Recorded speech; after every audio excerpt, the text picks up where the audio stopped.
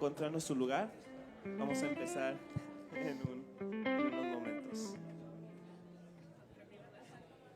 Deus abençoe, meu irmão.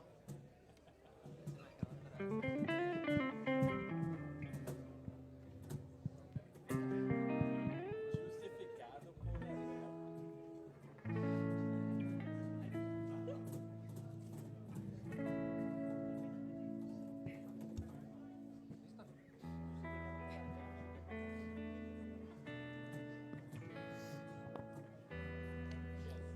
Vamos a empezar. Por favor, pónganse de pie. Esta sesión vamos a hablar de una última sola, Soli Deo Gloria. Que lo que hemos oído y aprendido en estas conferencias sea nuestra oración.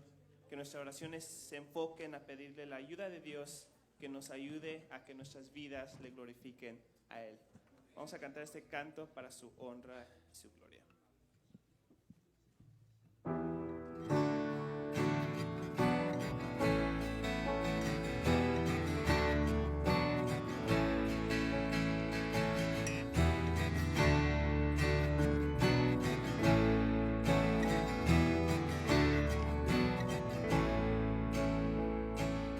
Despertar un día más, me postro ante ti.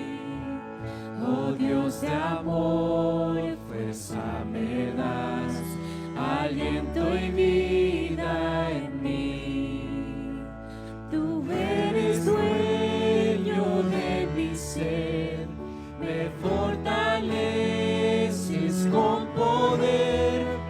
Renuévame, susténtame, la gloria sea a ti.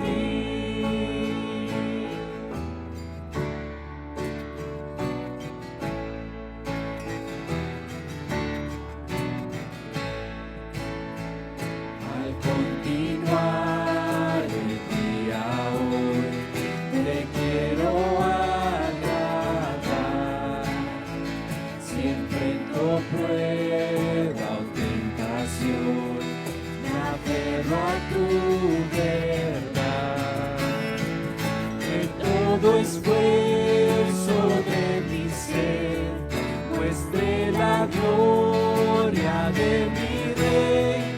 Ofrenda viva quiero ser, la gloria sea a ti.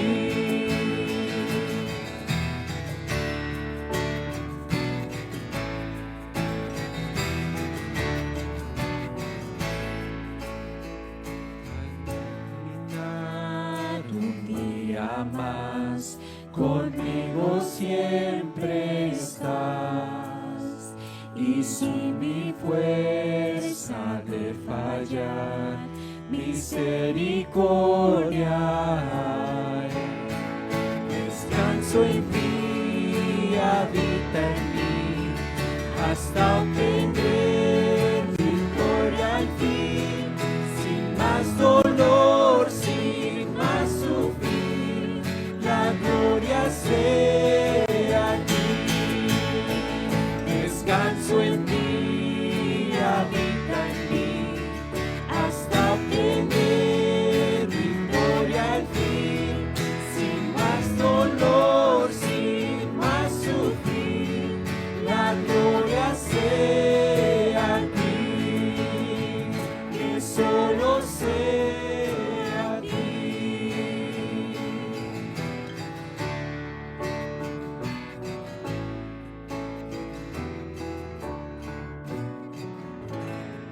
Amén.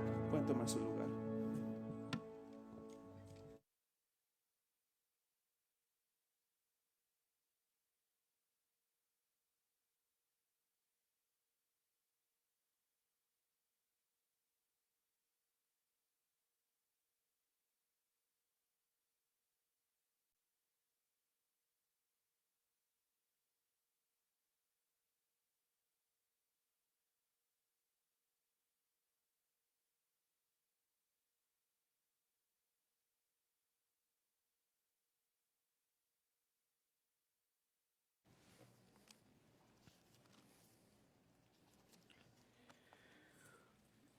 Bueno, llegamos al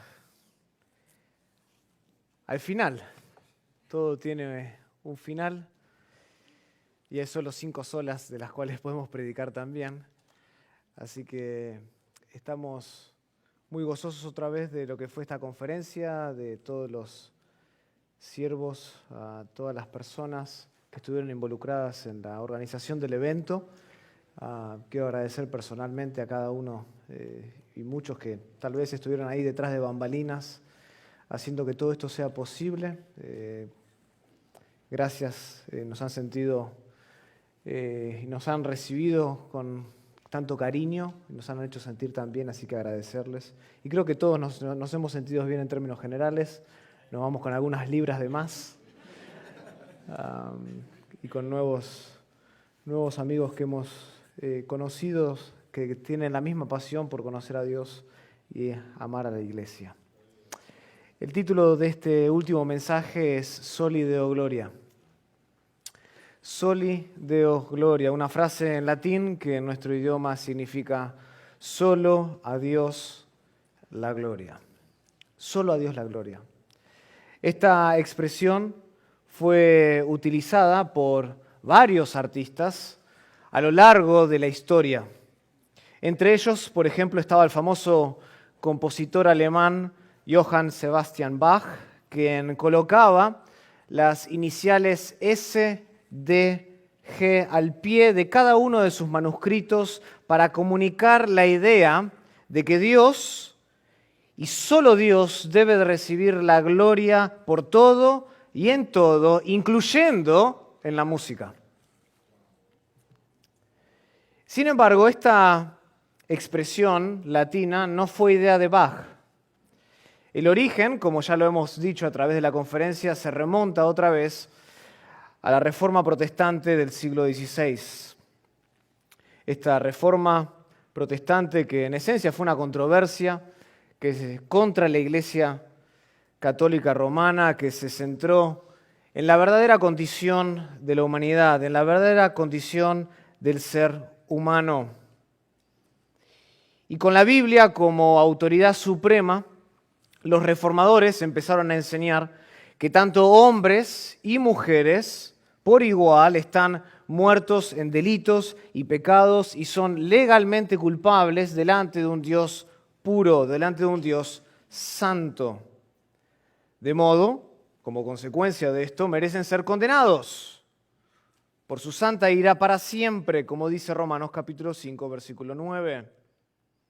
Ahora, la única manera que un hombre y una mujer puede escapar del infierno y disfrutar de los placeres de Dios es que Dios mismo nos salve y Dios mismo haga la obra de redención de principio a fin, de modo que la salvación le pertenece a Él.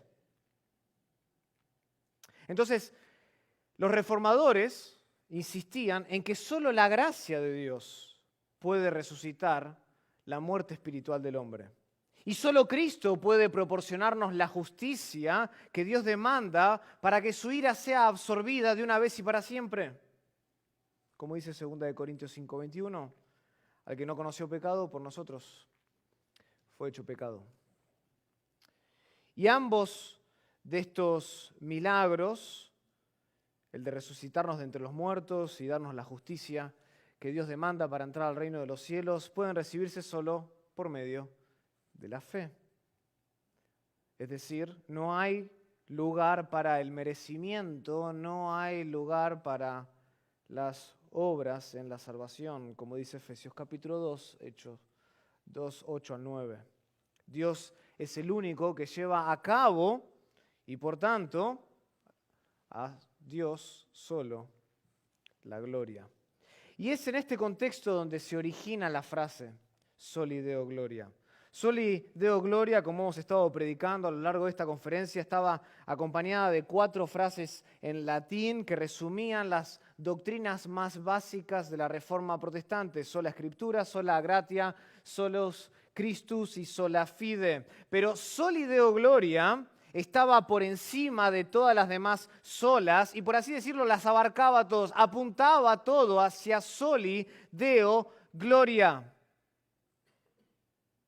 Pongámoslo de esta manera. El Espíritu Santo es el que inspiró las Sagradas Escrituras para la gloria de ¿quién? Para la gloria de Dios. Y Cristo se humilló hasta la muerte y fue resucitado y exaltado a la diestra del Padre para la gloria de ¿quién? Para la gloria de Dios.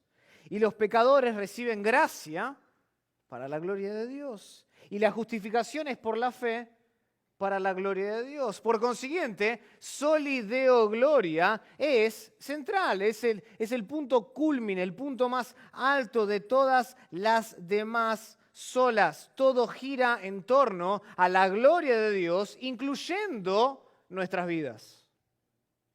Para esto existimos, para esto fuimos creados, para la gloria de Dios. Sin embargo, muchas veces nosotros nos olvidamos de Dios.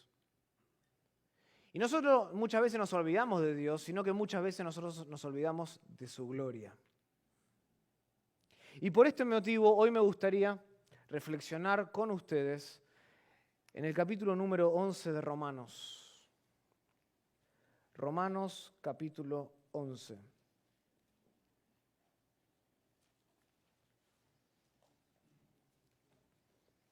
Y vamos a leer el contexto de este pasaje para saber qué es lo que estaba diciendo y argumentando Pablo cuando escribe estas palabras.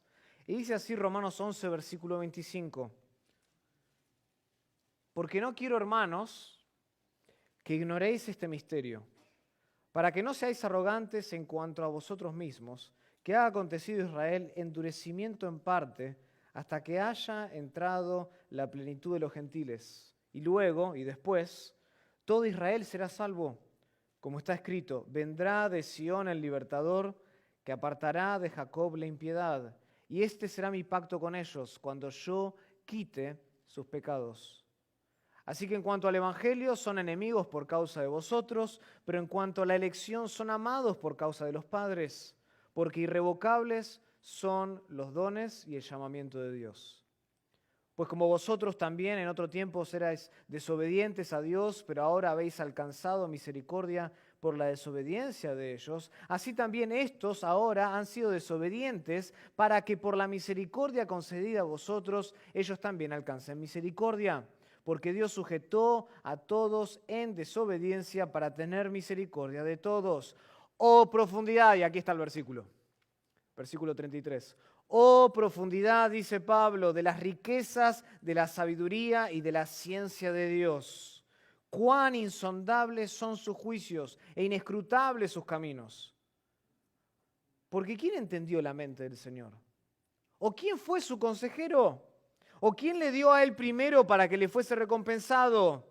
Porque de él y por él y para él son todas las cosas. A él sea la gloria por los siglos. Amén. Oremos al Señor. Querido Padre, te damos gracias por tu palabra. Gracias, Señor, porque tu palabra es suficiente, es inerrante. En ella siempre encontramos la verdad. Nunca nos engaña. Siempre nos edifica. Y, oh Dios, esta tarde ya queremos y buscamos ser edificados a través de ella. Háblanos a través de tu palabra, que podamos contemplar tu gloria a través de la revelación que nos fue dada en tu palabra, Señor. Crea en nosotros una actitud humilde para recibir tu palabra, para sorprendernos delante de tu gloria y para vivir vidas comprometidas delante de ti. Lo pedimos todo esto en el nombre de Jesús. Amén. Como dije entonces, muchas veces nos olvidamos de la gloria de Dios. Y por eso quería reflexionar con ustedes esta tarde en Romanos capítulo 11, del 33 al 36. El título a través de mi mensaje es Soli Deo Gloria. Y quise reflexionar en este pasaje porque en este pasaje nosotros encontramos 3 razones por la cual Dios merece la gloria en todo. Hay 3 razones que este pasaje nos da por la cual Dios merece la gloria en todo. Y la primera razón, si están tomando notas, es que Dios es incomprensible. Incomprensible. Esa es la primera razón que nos da Pablo, que Dios es incomprensible. Noten en sus Biblias versículo 33.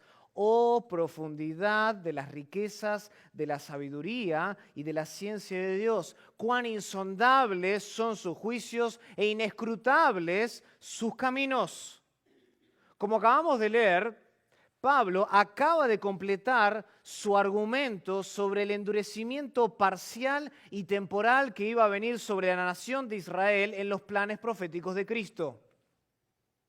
Y eso lo leímos recién desde el versículo 25 al 32. Pablo termina de argumentar ese endurecimiento parcial y temporal de la nación de Israel en los planes proféticos de Dios. E inmediatamente, ¿qué hace Pablo? Irrumpe, estalla en alabanza ante la incomprensibilidad de Dios. Y Pablo aquí declara en términos concretos que Dios está por encima de la capacidad humana de comprensión. Oh profundidad, cuán insondables e inescrutables son sus caminos. Dios está por encima. Esta exclamación que hace Pablo aquí, esta elocuente expresión de adoración, hace tambalear incluso al intelecto más maduro y avanzado, incluyendo el entendimiento del mismo apóstol Pablo. Incluyendo a Pablo. Pablo se rinde ante la incomprensibilidad de Dios.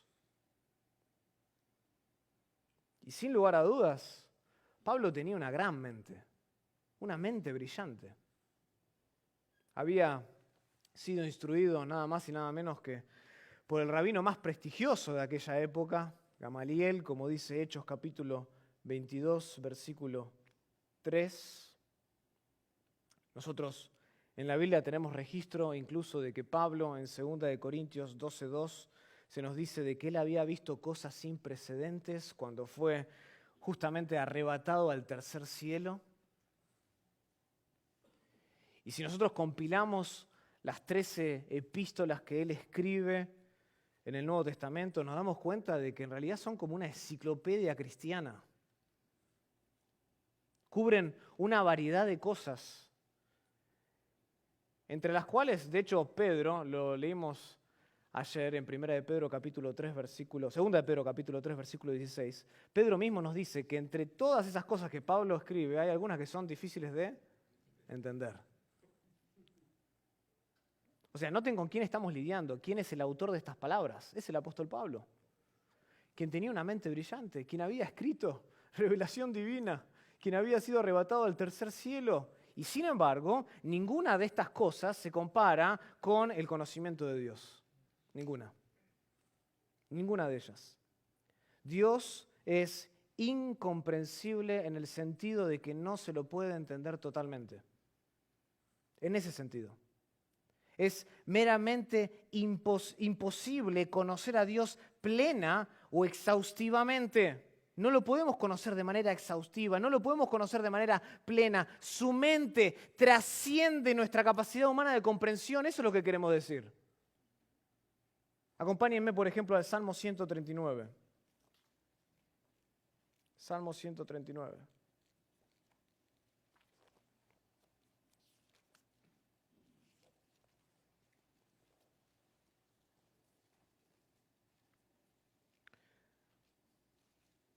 Salmo 139, este es un salmo escrito por David.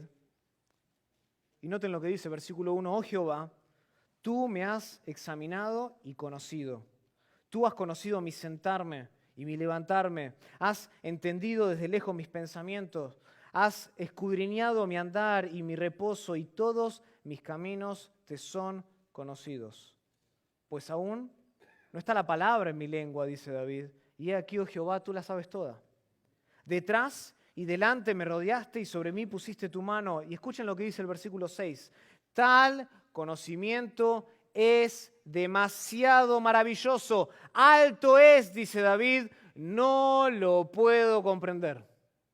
No lo puedo comprender. David no podía comprender el conocimiento de Dios. Es demasiado maravilloso para él. Por más que nosotros tratemos de escalar los pensamientos de Dios, son inalcanzables. Son como una antigua fortificación elevada que no se puede conquistar. El conocimiento de Dios no se puede conquistar. Nos sobrepasa el conocimiento de Dios. Nos abruma infinitamente. Dios es demasiado grande para que podamos entenderlo con todo lujo de detalle. Y por este motivo, Pablo, en Romanos capítulo 11, versículo 33, se limita al asombro. Se limita a eso. ¡Oh, profundidad! Es una exclamación de asombro. Pablo queda estupefacto, Pablo queda maravillado ante el conocimiento infinito de Dios. Lo único que él hace, y de hecho, lo único que puede o debe hacer, es reconocer su incomprensibilidad con un inmenso sentido de adoración. Un profundo sentido de adoración. ¡Oh, profundidad! Es una exclamación. No puedo ir más allá de eso. Me rindo ante tu conocimiento, Dios. Y para esto el apóstol Pablo utiliza tres palabras que están conectadas en significado. Noten, versículo 33. La primera palabra, ¿cuál es? Oh, profundidad. Oh, profundidad. Y esta palabra habla de una dimensión inalcanzable de la sabiduría, una dimensión inalcanzable de la riqueza, de la ciencia de Dios. Se usa, por ejemplo, en 1 Corintios capítulo 2. 1 Corintios capítulo 2.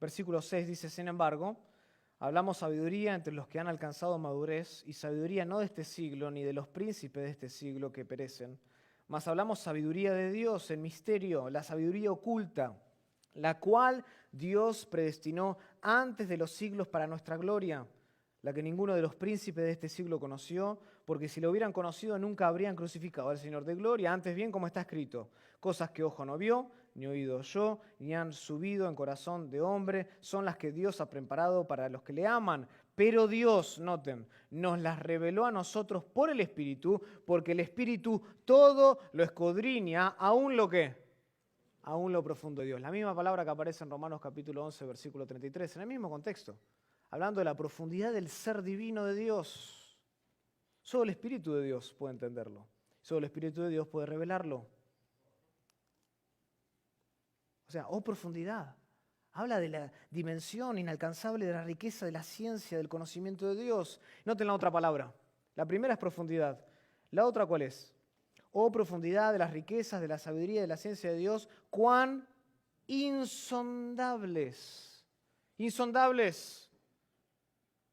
Esta palabra solo aparece aquí en todo el Nuevo Testamento y simplemente significa imposible de examinar.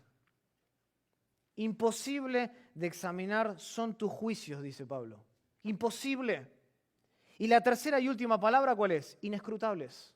Profundidad, insondables e inescrutables, la cual se refiere literalmente a huellas de pisadas que no se pueden rastrear. A eso se refiere. Se utilizaba en la antigüedad para hablar de eso. A huellas de pisadas que no se pueden rastrear, como las de un animal que algún cazador es incapaz de detectar. O como cuando ustedes van a la playa, ¿no? Y están caminando y dejan sus huellas y viene la ola y las borra. A eso se refiere. Es imposible de rastrearlas. Las pisadas. O sea, las tres palabras que vemos aquí, profundidad, insondables e inescrutables, hablan básicamente de lo mismo. Comparten el significado y las tres palabras apuntan a lo mismo, apuntan al hecho de que Dios es incomprensible en su naturaleza y en sus obras. No podemos comprenderlo a Dios plenamente. Acompáñenme al libro de Isaías. Isaías.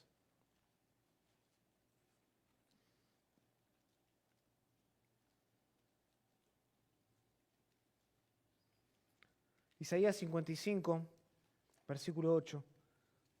El profeta dice, porque mis pensamientos no son vuestros pensamientos, ni vuestros caminos mis caminos, dice Jehová. Como son más altos de los cielos que la tierra, así son mis caminos más altos que vuestros caminos y mis pensamientos más que vuestros pensamientos. No podemos comprender los pensamientos de Dios de manera plena y exhaustiva. Sus pensamientos no pueden medirse por el ser humano. Son imposibles de conocer desde afuera. Es imposible. De hecho, déjenme ir un poquito más allá. Nosotros ni siquiera podemos entender exhaustivamente ni una sola cosa en cuanto a Dios. Ni una sola cosa, porque para conocer totalmente una sola cosa de Dios tendríamos que conocerla como Él mismo lo conoce y eso es simplemente imposible. ¡Increíble! Quedamos estupefactos, con la boca abierta. No podemos conocer a Dios plenamente o exhaustivamente. Ahora, quiero hacer una aclaración. Esto de ninguna manera significa que no podemos conocer a Dios verdaderamente. Hay una diferencia. Dios mismo dijo por medio del profeta Jeremías: no se alabe el sabio en su sabiduría, ni en su valentía se alabe el valiente, ni el rico se alabe en sus riquezas, mas alábese en esto el que se hubiere de alabar. ¿En qué? En entenderme y conocerme que yo soy Jehová. Jeremías 9, 23 al 24. O sea, si en algo se debe alabar al hombre es en conocerme y entenderme. ¿Esto quiere decir qué? Esto quiere decir que Dios, por un lado, es verdaderamente conocible, pero no exhaustivamente comprensible. Hay una diferencia. Dios es, por un lado, verdaderamente conocible, le podemos conocer verdaderamente, pero por el otro, no le podemos comprender exhaustivamente. En efecto, podemos conocerle hasta la medida que nos haya sido revelado, ¿dónde? En la Biblia. Esa es la medida. Hasta ahí llegamos. Entonces, nosotros tenemos que aprender a evitar todo tipo de especulaciones con respecto a Dios, con respecto a sus juicios, con respecto a sus caminos, con respecto a sus decretos, con respecto a sus decisiones soberanas, con respecto a sus disposiciones. Tenemos que aprender a esperar en Dios y conocerle hasta lo que nos fue revelado, pero no especular más que eso. Tenemos que aferrarnos firmemente al libro que nos fue dado, que nos revela quién es Dios, para que le podamos conocer verdaderamente. De lo contrario, si nosotros tratamos de conocer a Dios más allá del libro y hacer especulaciones de quién es Él, entraremos, Juan Calvino solía decir esto, entraremos en un laberinto del cual será imposible de escapar. Imposible de escapar. Porque nuestra mente simplemente no es capaz de comprender por sí misma la voluntad de Dios. Nos tiene que ser revelada. Entonces aprendamos a evitar especulaciones y aprendamos a esperar y aferrarnos firmemente en la palabra de Dios. Dios es incomprensible y merece nuestra adoración y devoción siempre. Para esto fuimos creados y particularmente redimidos. Esa es la primera razón, que Dios es un ser incomprensible. Pero otra razón por la cual Dios merece la gloria en todo es porque Él es infinito. No solo que es incomprensible, mi segundo punto, Dios también es infinito. Noten, vuelvan en sus Biblias a Romanos 11. Pablo sigue y después de exclamar elocuentemente la profundidad de la riqueza, de la sabiduría, de la ciencia de Dios, del entendimiento, cuán insondables e inescrutables son sus juicios, sus decretos, sus caminos. Pablo sigue en el versículo 34 y dice, porque ¿quién entendió la mente de Dios? ¿O quién fue su consejero? ¿O quién le dio a él primero para que le fuese recompensado? Y a medida que vemos en el pasaje que el tono de alabanza de Pablo asciende a esta exclamación, Pablo ahora, ¿saben lo que va a hacer? Va a presentar 3 preguntas retóricas que están estrechamente conectadas, están estrechamente vinculadas a la incomprensibilidad de Dios que acaba de exclamar en el versículo 33. Y esto es evidente por el porqué del versículo 34. El porqué del versículo 34 nos indica a nosotros que está conectado con el versículo 32. Y cada una de estas tres preguntas van a enseñarnos algo más sobre la incomprensibilidad de Dios. El porqué del versículo 34 funciona así como una especie de puente entre el versículo 33, el versículo 34 y el versículo 35. ¿Y qué está haciendo el apóstol Pablo aquí? Algo que todo predicador debe hacer. Está respaldando su argumento con la Biblia. Exclama en adoración, dice quién es Dios, cuán incomprensible es Él, y después nos va a dar una razón y va a respaldar con la Biblia lo que acaba de exclamar con su oración. Y noten las primeras dos preguntas. Dice así Pablo, versículo 34. ¿Quién entendió la mente del Señor? ¿O quién fue su consejero? Estas dos preguntas, Pablo las está tomando de Isaías capítulo 40. Acompáñenme ahí, para entender el contexto. Isaías 40.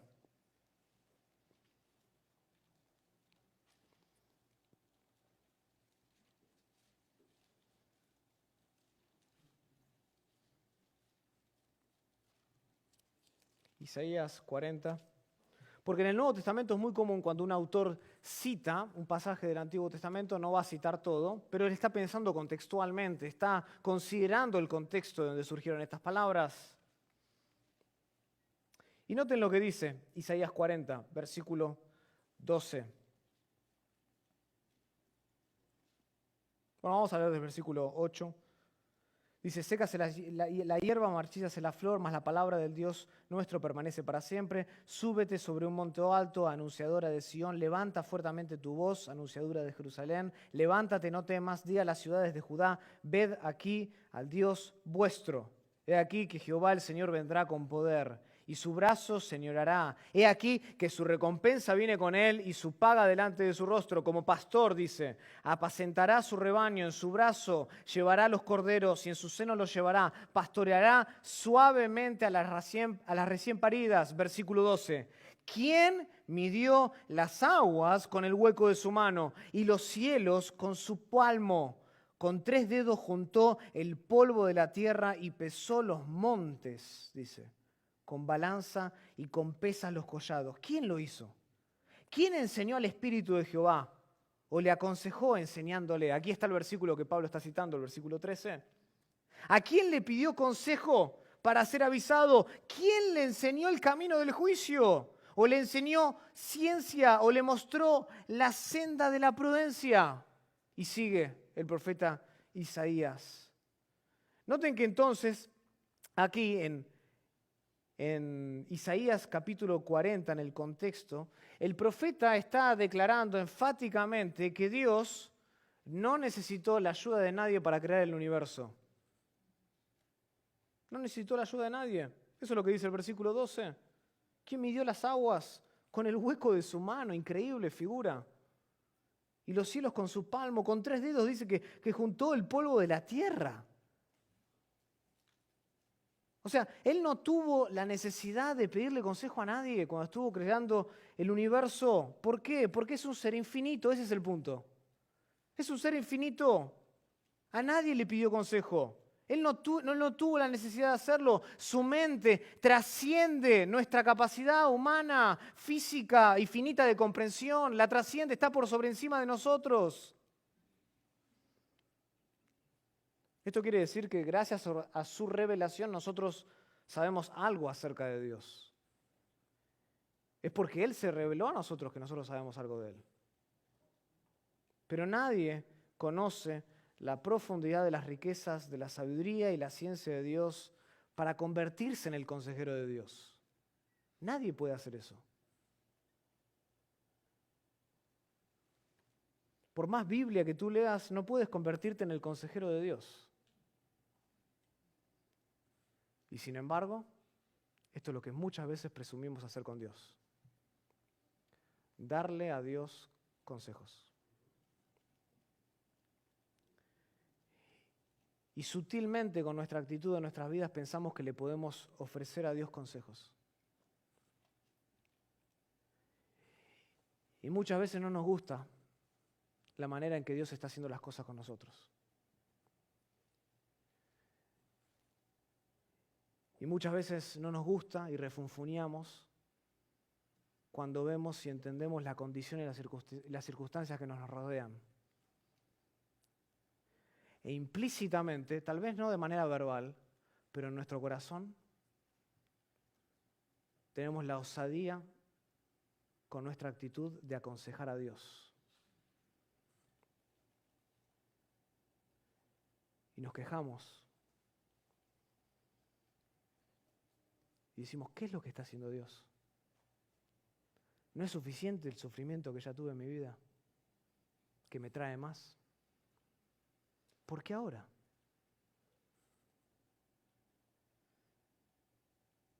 Y Pablo acá nos exhorta a no presumir hacer lo que es simplemente imposible de hacer. A Dios nosotros no le podemos dar consejos sobre cómo gobernar la tierra. Entonces, no nos atrevamos a dar a Dios lo que no le podemos dar. A Dios no le podemos dar consejo. No busquemos aconsejarle. Confiemos en la mente de Dios. Él es infinitamente más sabio que todos nosotros juntos. Él sabe lo que hace, porque ¿quién de nosotros ha entrado a la cámara secreta de la mente de Dios, de los designios de Dios? Nadie. Por lo tanto, aprendamos a contentarnos y a encontrar consuelo en que Dios es infinitamente más superior y más sabio que nosotros y sabe muy bien cómo gobernar su tierra, no la nuestra.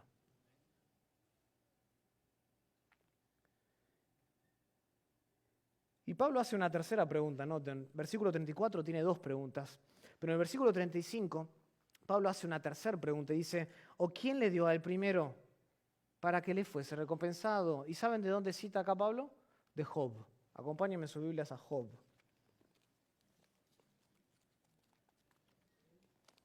Job.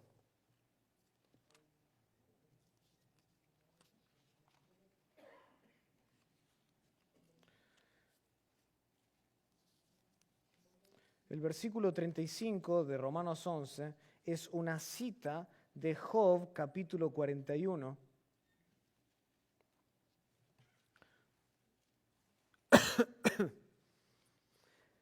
Versículo 11. Y lo que a mí me llama la atención es el contexto de donde saca Pablo estas palabras. Porque el contexto original de Job es fascinante. Es fascinante. Porque estas palabras no se encuentran al principio del libro, se encuentran al final. ¿Y se acuerdan en la historia de Job? Dios había permanecido callado, en silencio, durante 37 capítulos.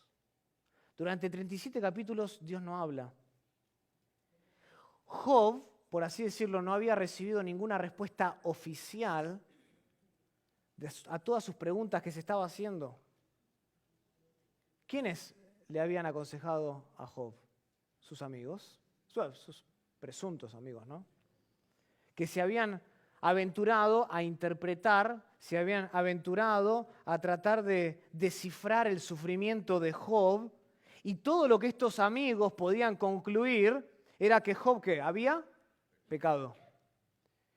Y como consecuencia de su pecado, Dios lo estaba castigando severamente. Sin embargo, cuando Dios aparece en escena, en el capítulo 38, le empieza a hacer una serie de preguntas que desafían la habilidad de Job realmente para juzgar la forma en que el Señor gobierna la tierra. Y Dios le hace una pregunta. Job 38, versículo 4. Dios le hace una simple pregunta. Y le dice, Job, ¿dónde estabas tú cuando yo fundaba la tierra? Job, ¿dónde estabas tú cuando yo fundaba la tierra? La respuesta, ¿cuál es? No estaba ahí. Obviamente que Job no estaba ahí porque todavía no había sido creado. Pero Dios sí estaba ahí porque Dios es un ser infinito. Ese es el punto. Dios es un ser infinito. Y nosotros leemos lo que queda del resto del libro de Job y nos damos cuenta que Job no pudo contestar esa pregunta, como así tampoco pudo contestar las 60 y pico de preguntas posteriores que aparecen entre los capítulos 38 y 41. Dios le hace más de 60 preguntas y Job no puede contestar. ¿Y saben qué termina haciendo Job? Capítulo 40. Noten.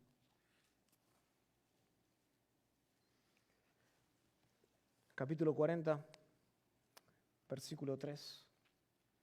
Entonces respondió Job a Jehová y dijo: He aquí que yo soy vil.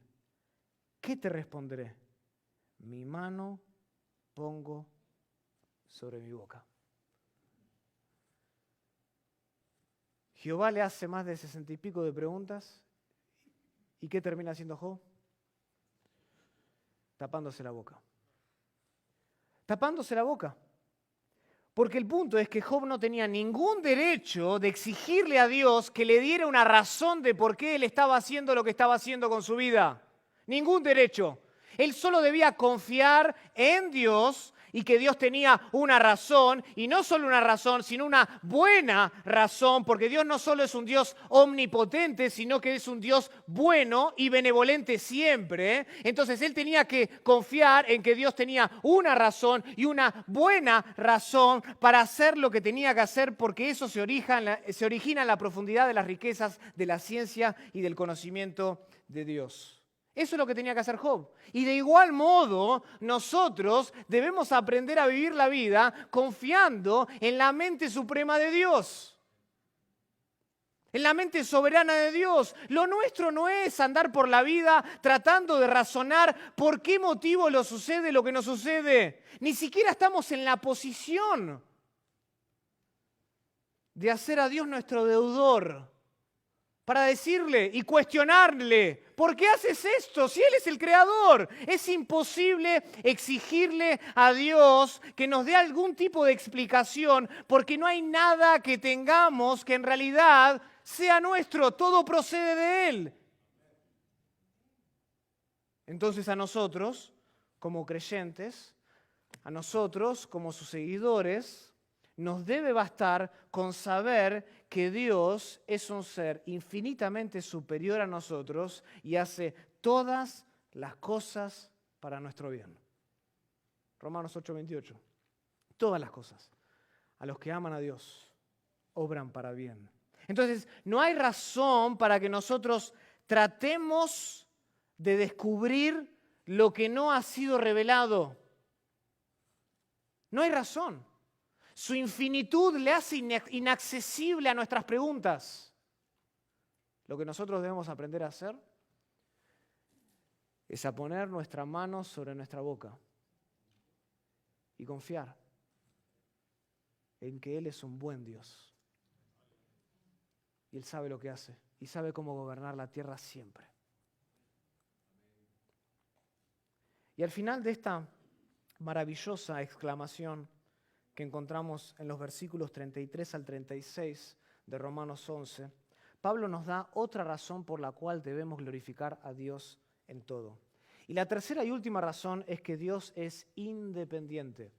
No solo Dios es incomprensible, no solo Dios es infinito, sino que otra razón por la cual debemos glorificarle a Dios es porque Él es un ser independiente. Versículo 36 de Romanos 11 dice: porque de Él, y por Él, y para Él, son todas las cosas. A Él sea la gloria por los siglos. Amén. Y aquí el apóstol establece de manera muy clara que Dios no nos necesita a nosotros ni a nada del resto de la creación. No nos necesita. Dios es perfectamente autosuficiente. Eso es lo que quiero decir por independiente. Él es autosuficiente.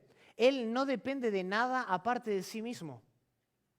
De nada. aparte de sí mismo. Dios es absolutamente independiente en toda su existencia, en todas sus virtudes, en todos sus decretos, en todas sus obras, y Él hace dependiente a todas las demás cosas. Y esto queda claro por medio de 3 preposiciones que vemos aquí en el texto. 3 preposiciones. Noten cuál es la primera preposición. Dice, porque de Él. Esa es la primera preposición. Una preposición muy común en el Nuevo Testamento que se utiliza para indicar origen, para indicar derivación. Y en este caso lo que Pablo nos está diciendo es que Dios es la causa suprema de todas las cosas. En Él se originan, de Él vienen. Él es la fuente de todo lo que existe. Pero noten que además Pablo no solo dice eso porque de Él, sino que además hay otra preposición. Por Él. Y esta preposición habla de agencia. Esto quiere decir que Dios es no solo el creador, el alfa y el omega de todas las cosas, sino que además Él es el sustentador de todas las cosas. Todo cuanto ha sido creado subsiste por el poder de Dios. Hebreos capítulo 1, versículo 3. Todas las cosas son sustentadas por el poder de su palabra. Él las mantiene. Y por último encontramos una tercera preposición. Dice, porque de Él y por Él y para Él. Y ese es un marcador de dirección. De dirección. Apunta al hecho de que Dios es la meta de todo. Dios es la meta de todo. Y la concentración de estas 3 preposiciones consecutivas demuestran que no debemos gloriarnos en nada aparte de Dios. Fuimos creados por Dios de la nada, subsistimos por medio de Él y vivimos simplemente y solamente para Él. Esa es la meta de la creación. Él es el creador de todas las cosas, el sustentador de todas las cosas y la meta de todas las cosas. Esto es lo mismo que Pablo dice en Colosenses, capítulo 1, por ejemplo.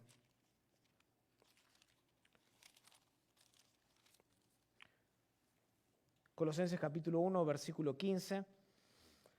Pablo dice, Él es, hablando de Jesús, lo entendemos por el contexto, Él es la imagen del Dios invisible, el primogénito de toda creación, porque en Él fueron creadas todas las cosas, las que hay, noten, en los cielos y las que hay en la tierra, visibles e invisibles, sean tronos, sean dominios, sean principados, sean potestades, o sea, no solo el mundo natural, sino también lo que no podemos ver fue creado por Dios. Todo fue creado por medio de Él y para Él. Noten que vemos las 3 mismas preposiciones, muestran el origen, que todo subsiste por medio de Él y Él es la meta de todas las cosas.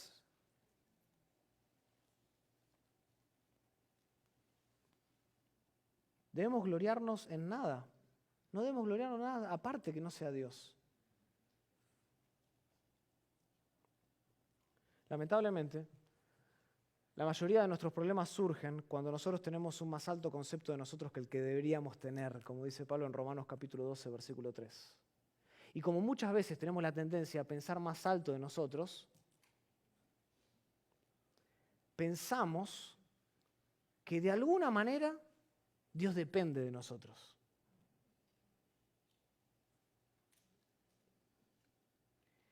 Y diariamente nosotros debemos recordar que sin nosotros Dios seguiría siendo infinitamente Dios. Que tú y yo no somos indispensables para la obra del Señor. Y que todo podría desaparecer en un instante, pero Dios necesariamente continuaría existiendo para siempre porque Él es independiente de todos nosotros. De modo que Él, y solo Él, es digno de recibir la gloria por los siglos de los siglos, como dice Pablo. Y casi nada ilustra esto más vívidamente que la forma en que murió Juan Calvino. Este reformador de Ginebra, nosotros sabemos leyendo en la historia que él nunca realmente gozó de buena salud. no tuvo una buena salud. Y ya para la última parte de su vida, su condición física empeoró drásticamente con ataques regulares de fiebre parecida a la malaria, tenía tuberculosis, venas ulceradas, cálculos renales, tenía hemorroides, sufría y mucho Calvino en su salud.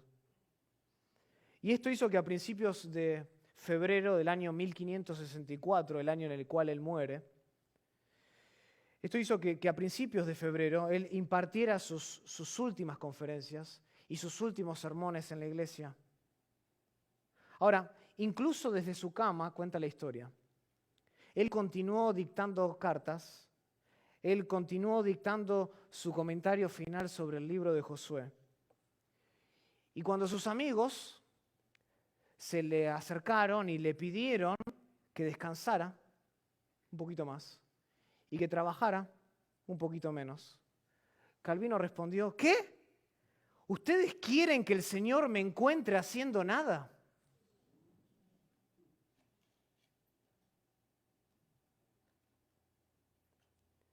Y el 2 de mayo de ese mismo año, Calvino le escribió a su amigo William Farel, expresándole que ahora esperaba que cada respiro que tomara fuera su último respiro.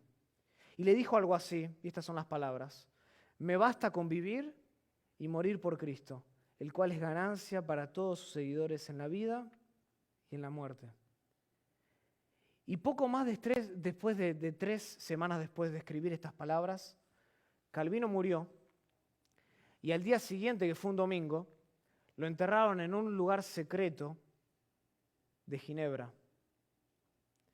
Este es un hombre que había vivido para la gloria de Dios y no la suya propia.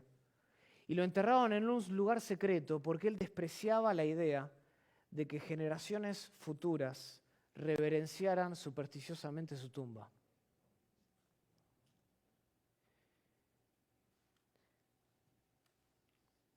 Y este hombre deseaba que toda la honra la tenga Dios. Y que la reverencia le fuese dada solamente a Dios. Y nosotros debemos preguntarnos hoy si estamos totalmente comprometidos con este principio de hacer todo para la gloria de Dios como lo estaba Calvino. Sea que coma, o sea que beba, o sea que toma mi último aliento en la tierra, que lo haga para la gloria de Dios. Y te pregunto, ¿es este tu compromiso con Dios? ¿Es este el principio de tu vida? ¿Hacer todo para la gloria de Dios? ¿O aspiras secretamente, cuando nadie te ve, la grandeza que solo Dios merece? ¿Tu corazón alberga superioridad?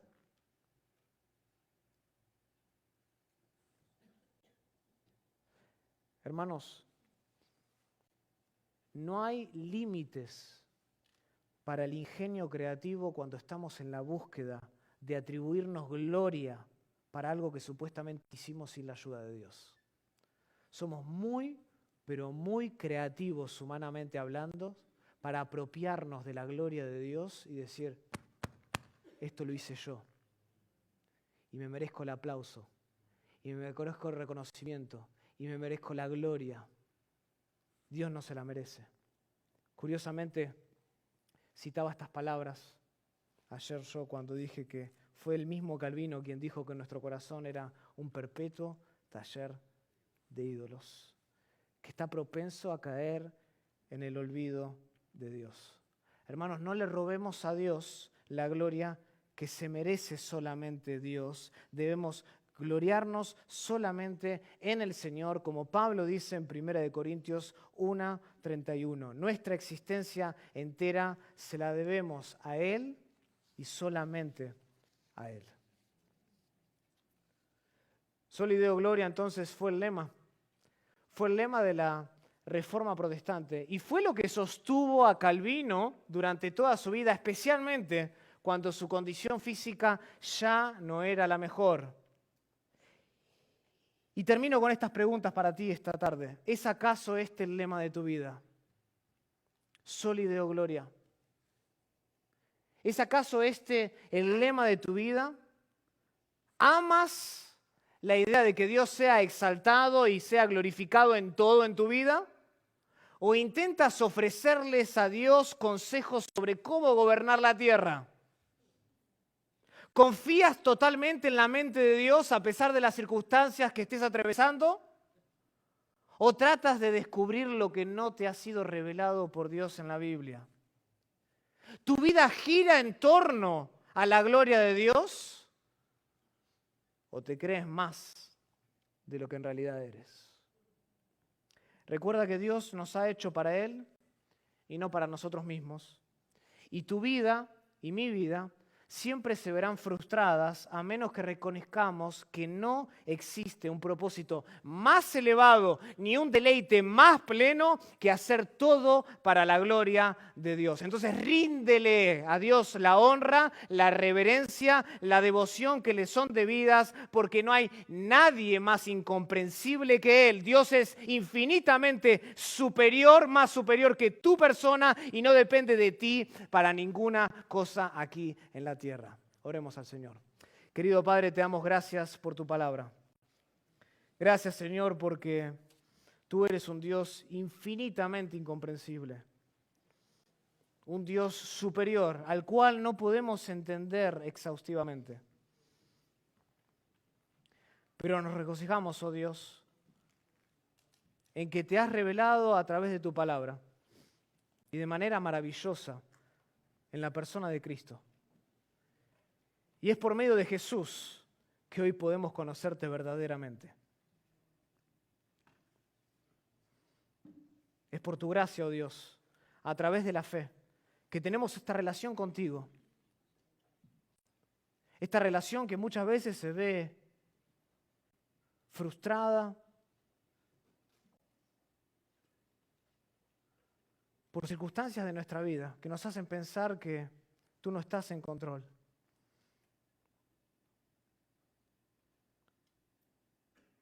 Que nos brindan espacio y lugar muchas veces para tener la osadía de querer aconsejar a un Dios que lo creó todo, lo sustenta todo y es la meta de todo. Oh Dios, guarda nuestro corazón del engaño. Guarda nuestro corazón de ingeniar maneras de robarte la gloria que solo te mereces. Ayúdanos, oh Dios, a concentrar todos nuestros intentos, todos nuestros esfuerzos, a vivir vidas completamente entregadas a ti.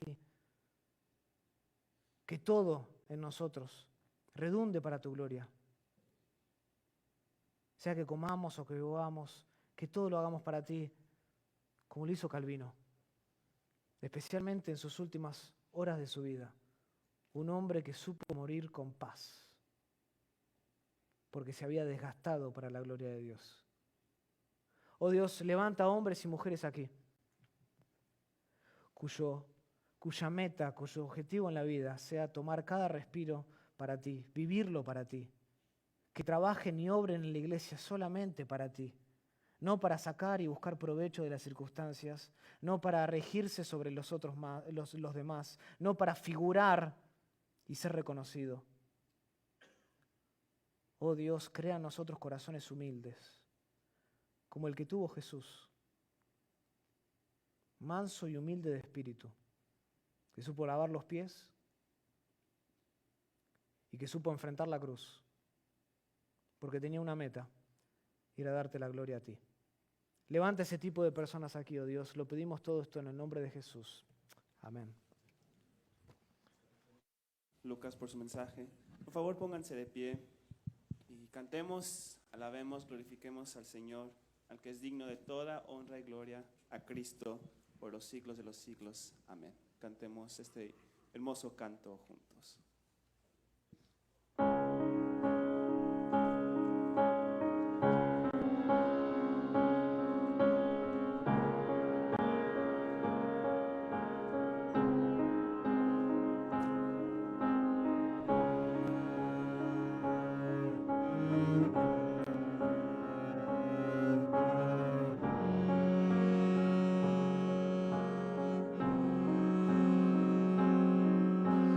Puede ser que el bueno y justo se hizo hombre y fuera a morir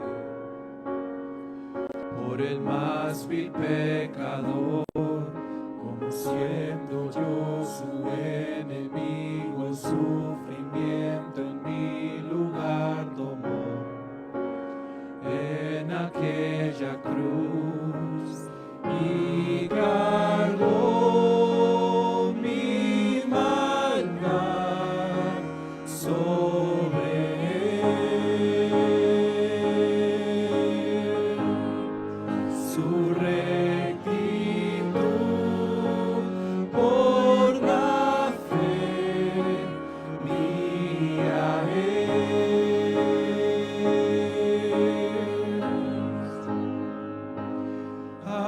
Aleluya, glorioso intercambio, oh cuán gran misterio, que por gracia salvo soy. Aleluya, gloria sea a Cristo, por su sacrificio, declarado justo soy en él.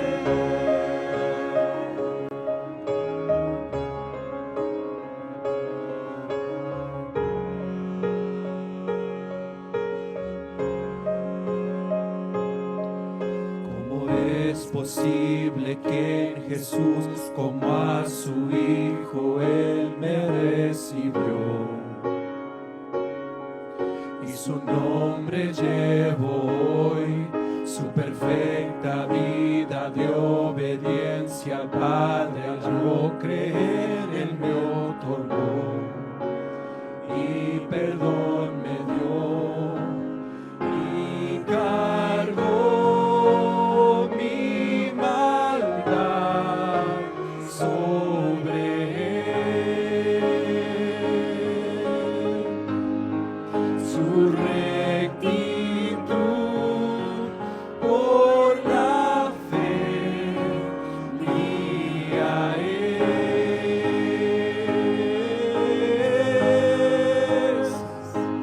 Aleluya, glorioso intercambio, oh cuán gran misterio, que por gracia salvo soy. Aleluya, gloria sea a Cristo, por su sacrificio, declarado justo soy.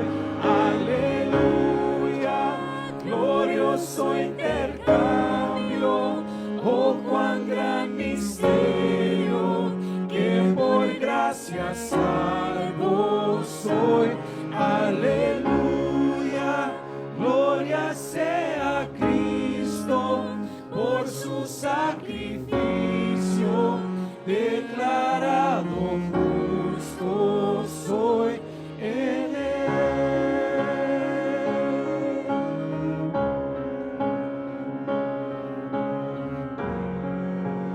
Declarado justo soy en él.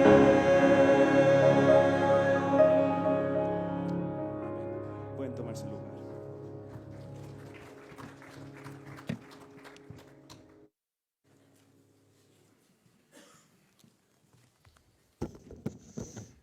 Voy a ser honesto con ustedes, estaba pensando cómo terminar. La mejor forma de terminar es esta: Soli Deo Gloria. A Él sea la gloria por los siglos de los siglos. Amén, amén. Bueno, pues los hermanos de TMS estuvieron teniendo también unos regalitos para ustedes y los ganadores son Jaime Vázquez. Jaime Vázquez está con nosotros. Jaime Vázquez, doctrina. El manual bíblico MacArthur es para Edwin Labrador. Edwin Labrador. Edwin, gracias.